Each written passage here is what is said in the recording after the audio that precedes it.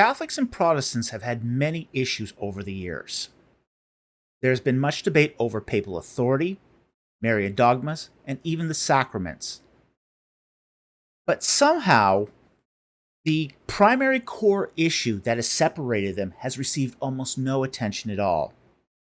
Today, we talk about residual goodness on this episode of Ancient Egypt and the Bible.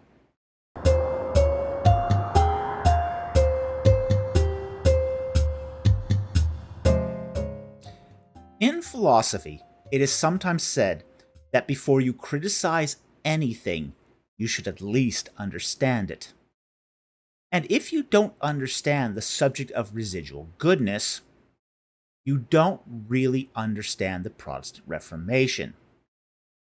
It is the single dogma that was beneath the surface of nearly every difference between Protestants and Catholics. And yet, it receives almost no attention at all. Most Protestants and Catholics have even forgotten that this was the watershed dogma that caused the Reformation. And yet, when you look back on the historical writings of the Reformation, for example, the vigorous debates between Luther and Erasmus, it was more or less at the top of the list of contentions.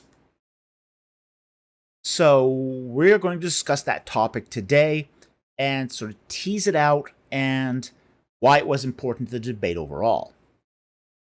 Now, residual goodness is the idea of a kind of moral accounting through an ecclesiastical treasury of goods called the Thesauri Ecclesiae. Put simply, as a Christian, you are supposed to do more good deeds than bad. And the surplus of good deeds can be stored for the benefit of you and others. Those deeds are reserved in the storehouse of Peter, to which the Catholic Church holds the keys through the office of the papacy. Think of it as sort of St. Peter's Bank of good deeds, where you can do deposits and withdrawals. Now, almost every dispute in the Reformation that is more than just sloppy language has something to do with residual goodness. Residual goodness affects soteriology. For example, residual goodness is the underlying mechanism of semi-Pelagianism, the idea that one can reach God by one's own merit and goodness.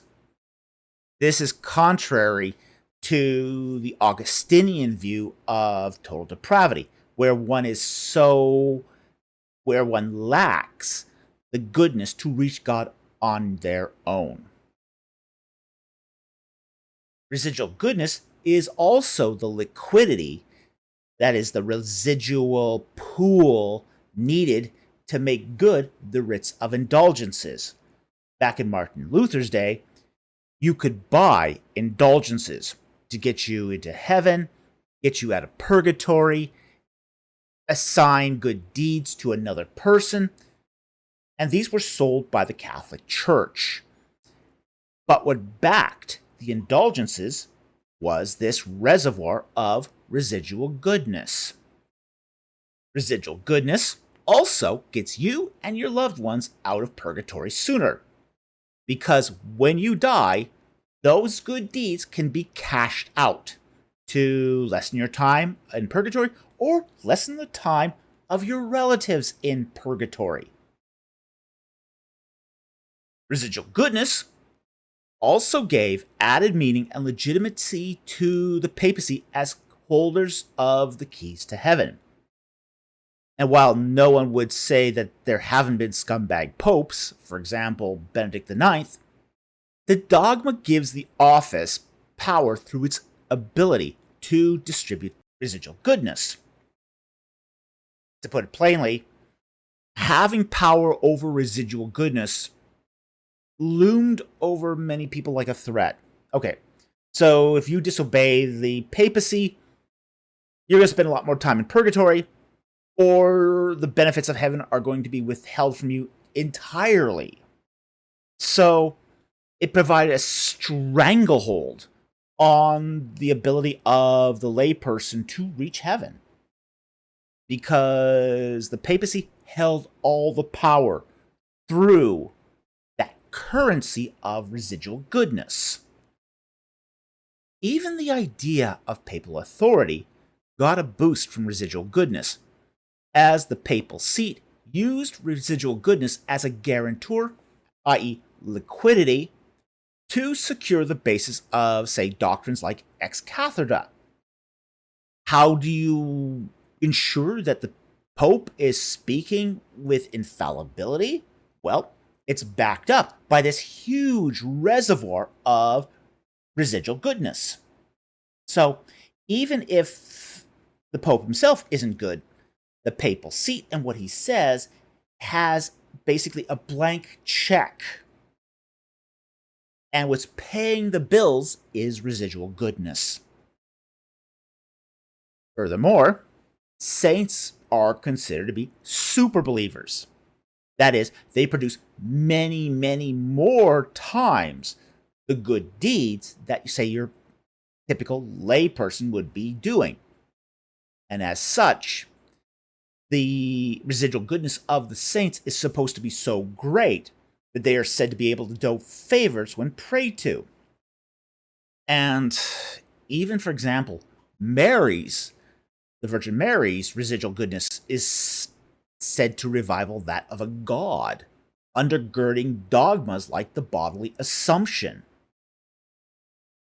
So, residual goodness plays a huge part in the Renaissance period dogma of the Roman Catholic Church moving forward.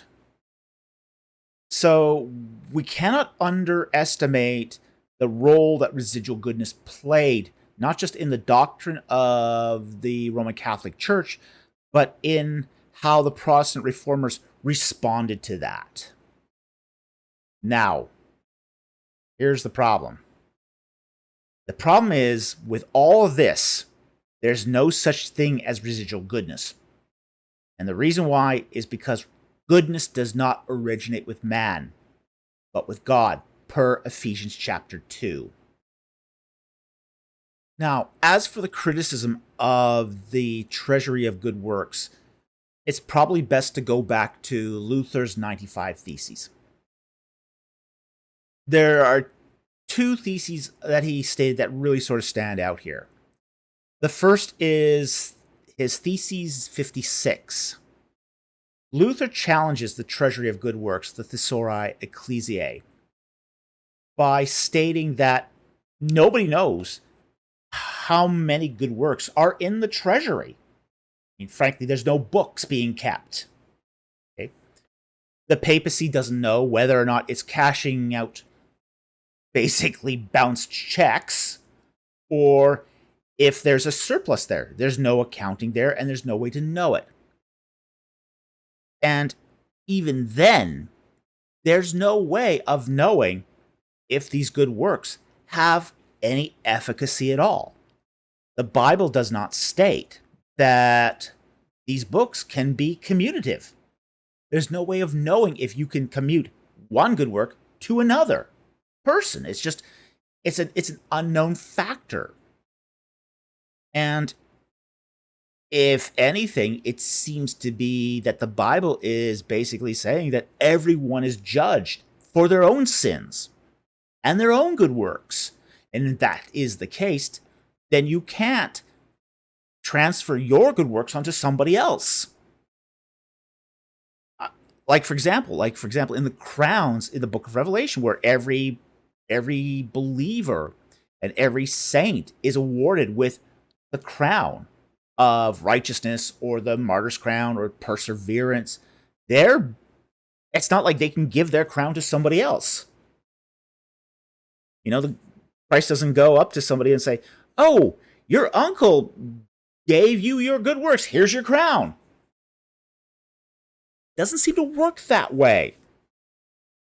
You know, and even in 1 Corinthians 3:3, people are being awarded for the works they do. You know, every man is building on a foundation. Some build with stubble, straw, hay, chaff. Others are building with gold and precious stones. Each person's work is tested with fire. Some works burn to the ground.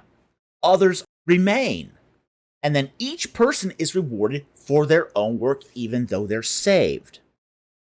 So, even 1 Corinthians 3 is rewarding the individual for what they've done, not what they can give to another. This concept of residual goodness being transferable to another party is alien to the New Testament. So there's that thought here going into it. As a result, Martin Luther stated that people were buying indulgences thinking they or someone else was being saved through them.